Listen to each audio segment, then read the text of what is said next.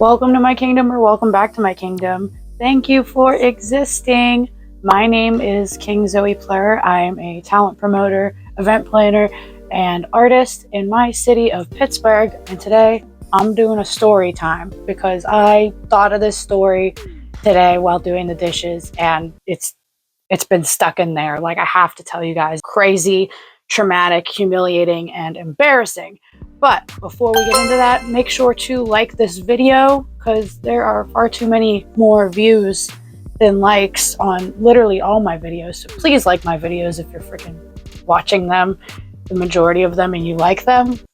Like the video. Make sure to subscribe, and if you like story times like this, then just check the description box. I always have a list of all of my playlists, and I have tons of story times linked in a playlist below. Full trigger warning just before we start this video. If you don't want to watch this because it involves SA and abuse, and I'm not going to go into crazy detail about it, but I will be mentioning those sensitive topics. And if you don't want to hear about that, then I totally understand. Take care of yourself. And like I said, I have a playlist below of tons of other videos and story times that do not talk about that. So if you don't want to watch that kind of stuff, then feel free to skip this video. But, you know, like I said, I'm not going to go into detail. It's just a little part of the story. So I had this friend in high school. We were very close. I'm going to name her Phoebe just because I really like that name. That is not her name. Not even close. Me and my friend Phoebe were very close throughout high school, like freshman year through like sophomore year, and then we kind of grew distant. But when I say we were really close, like we hung out every single day. She was actually my neighbor. So even when she was like grounded, we would sit in our driveways across from each other. She had very, very strict parents. They were like trying to be cookie cutter kind of people, but there were some things I knew about them that I can't even share on this channel that are so messed up. But the interesting fact about her dad is he actually worked at the high school that I went to. Not only did he work at the high school that I went to, but he was actually my teacher the year that all of this happened. The whole story starts back at the end of middle school. At the end of middle school, I used to be like very into writing. I actually wanted to be like a poet or like some kind of thing in the writing field when I was younger, but I'm glad I picked art because I'm dyslexic. So I didn't end up becoming a writer. But me and my friend were both very into reading and writing and like sharing our artwork with each other.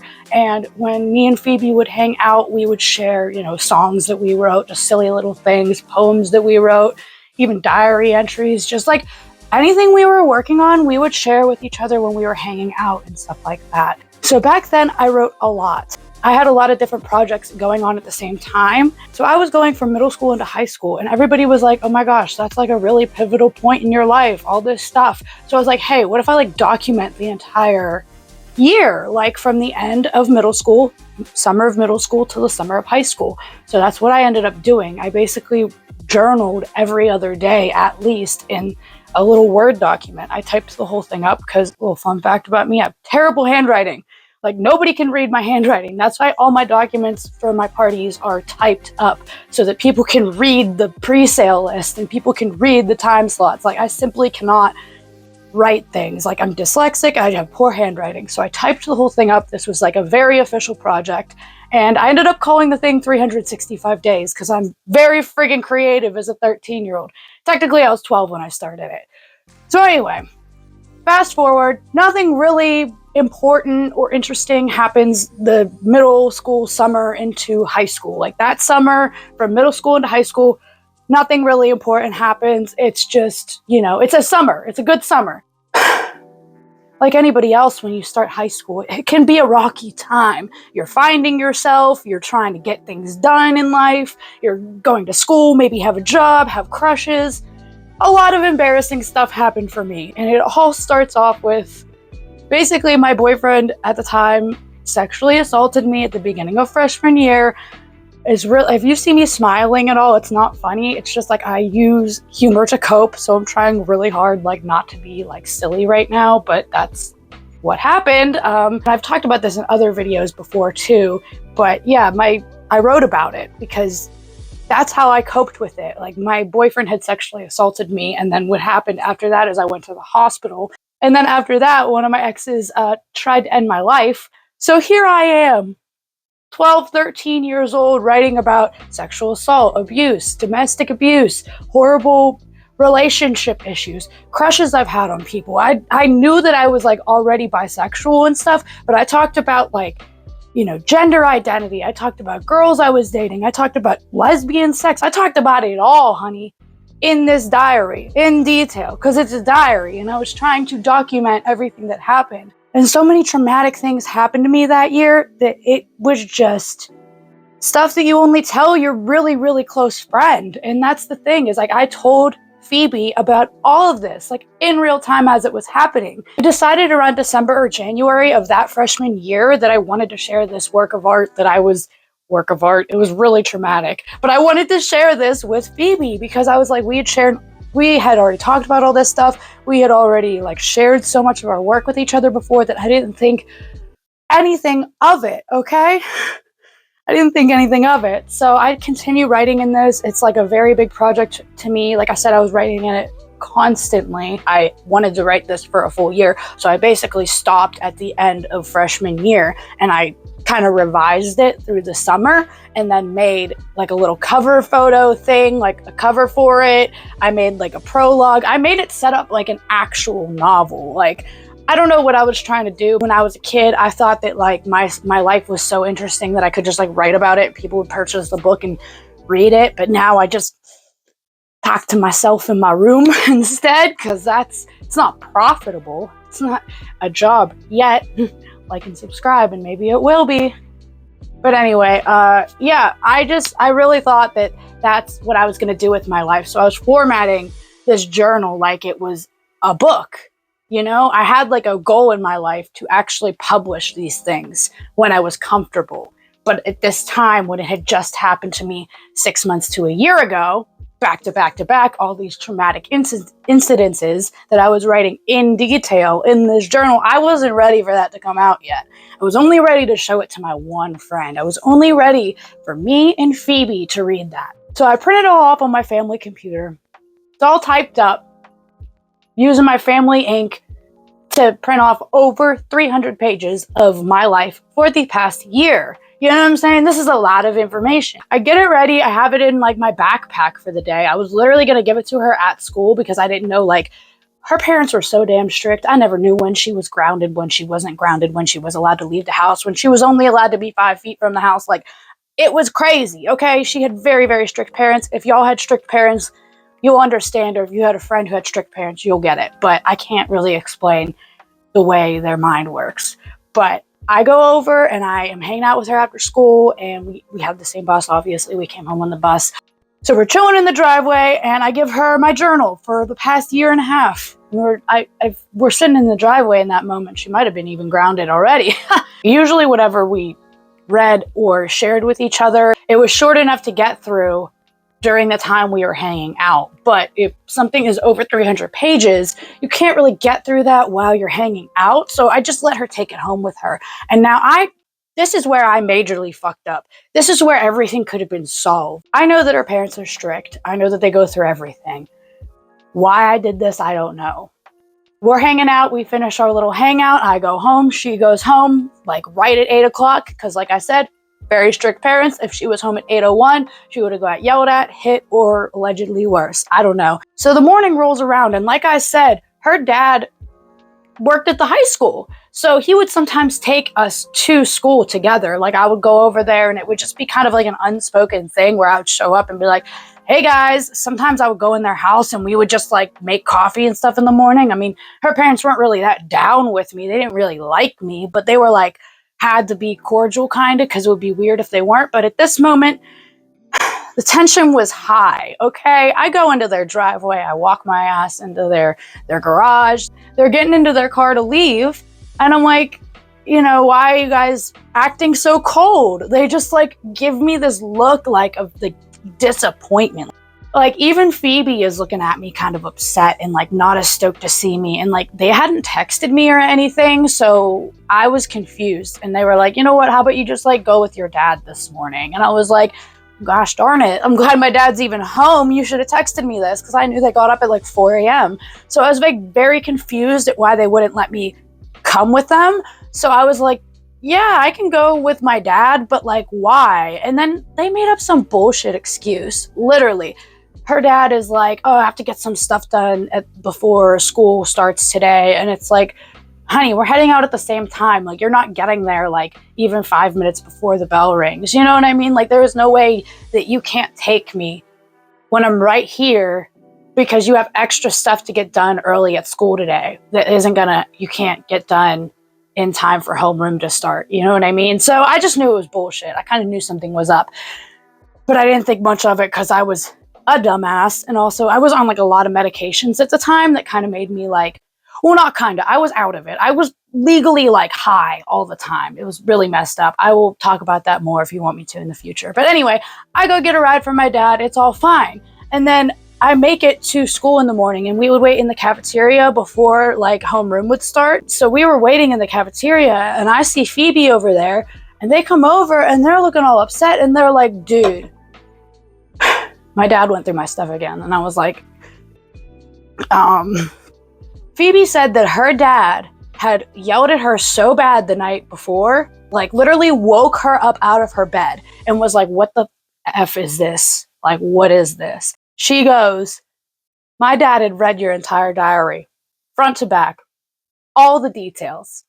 Me getting raped, me having my first girl crush, me almost dying, me like horrible things that he should never know about me, let alone his student, let alone a minor. I was like 13, 14 at the time. You know what I mean? Like, these were stories from the time that I was 12 to 13. And at the time when this happened, I was probably 13 or 14. So this is like really sketchy territory, okay? Really sketchy territory. And the thing is like, I knew that he would look through her stuff, but I didn't think that he would find it that quick. This was only like a day later. This was like 24 hours later. This was like the next morning. He had read the whole thing front and back. And the reason why she knew that he read the whole thing front and back was because I was telling her in real time everything that was happening to me in my life, because me and Phoebe were best friends during those times. So chronologically, she knew when and how and all the details of everything that had happened. So when he was bringing up specific parts of my story and invalidating me, this isn't against anyone who's Christian or celebrates any kind of religion, practices any kind of religion, whatever. Her parents tried to act like they were cookie cutter, nice folk, good Christian, but they were not, okay? They were liars. Tried to say that I lied about being raped, tried to say that I was promiscuous, tried to say like that I did all these sins and stuff, saying that they didn't even want Phoebe to be my friend anymore because of this diary. Over a diary that an adult grown man who is a teacher working with children shouldn't even be reading. It literally said 365 Days by Zoe on the front. I wasn't creative with the title. You know that's a kid's diary. Anyway, let's fast forward to the week after and how we dealt with this whole situation, because that was a shit show too. So I literally had nowhere to turn. I had never dealt with something like this before, obviously. Because it was an adult like coming at me, I felt like I needed to tell my parents about this. Like, I felt like I needed their help. Like, not even just to like vent, but like I felt like they needed to handle this. Like, it was out of my control. So I told them what happened, and they were fuming. They were fucking fuming. Like, they really were, because they already had some beef, you know what I mean, with that fam before, and they just did not like how rude they were to me, basically. And my parents weren't one to like stick up for me in any regard. Like, I'm not trying to be rude or anything, but they just did not get involved in my bullshit. So the fact that they got so involved in this, this really struck a chord for my parents.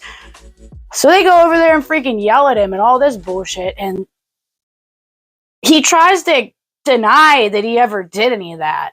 Her dad tries to deny that he even like read my diary, that he even took it, that he even saw it, that like it even came in the house, that Phoebe wouldn't even like have something like that in her possession. Like, she's too good for that. Meanwhile, we're literally close friends. Like, I used to eat dinner with these people. I used to, like I said, go to school with these people. it was just this weird vendetta that that family, like their parents had against me. And it's always kind of been like that. Like, comment down below if you've been the hated friend or girlfriend or partner or boyfriend or whatever. Like, you're just kind of weird looking, kind of strange acting like me, and people just don't like you. People's parents just don't like you. You are like the bad influence. And it's like, your kid was already fucking around before I met them. Like, little do you know, the fuck around is the reason we get along. Like, they were already like that when I met them, and that's why we are friends. I didn't do anything different to, like, make them like that. They just get worse at hiding it, I guess. I don't know. Basically, nothing friggin' happened. He denied it. Dude should have probably gotten fired. At the time of this all happening, he had, like, literally punched his daughter in the face. And, like, his daughter went to our school too, duh. And she walking around with a freaking black eye. And the whole school knew about it and was like, that dude needs fired. And he did this stuff too. That dude needs fired. I hope you enjoyed this story about my old high school teacher literally being an absolute creep and a menace to society. I wanted to start with a video that's kind of chill from my high school, and even though this is still traumatic, humiliating, and embarrassing, it isn't like that triggering really. So yeah, I wanted to start off chill because I have a lot of fucking crazy stories. I've been in a lot of bad situations. I kind of like talking about it because I feel like people can relate in a weird way.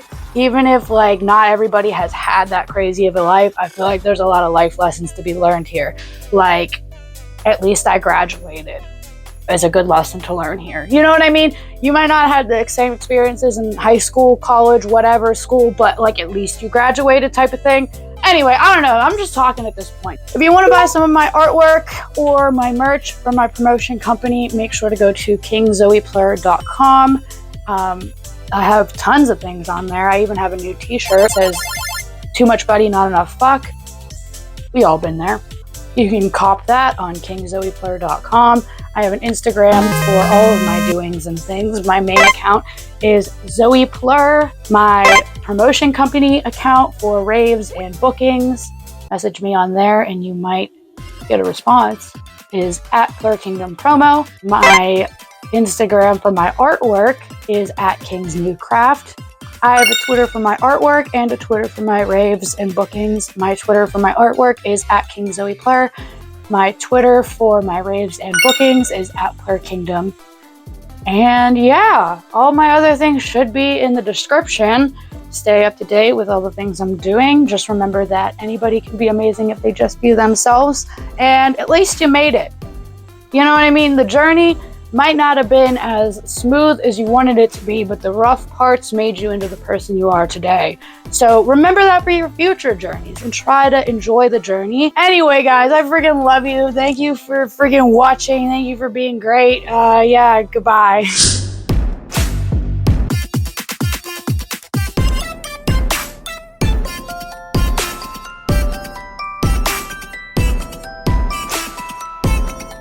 Peace, love, unity, respect, spect. Other rave promoters, feel free to steal that one from me when checking the mic at your next event.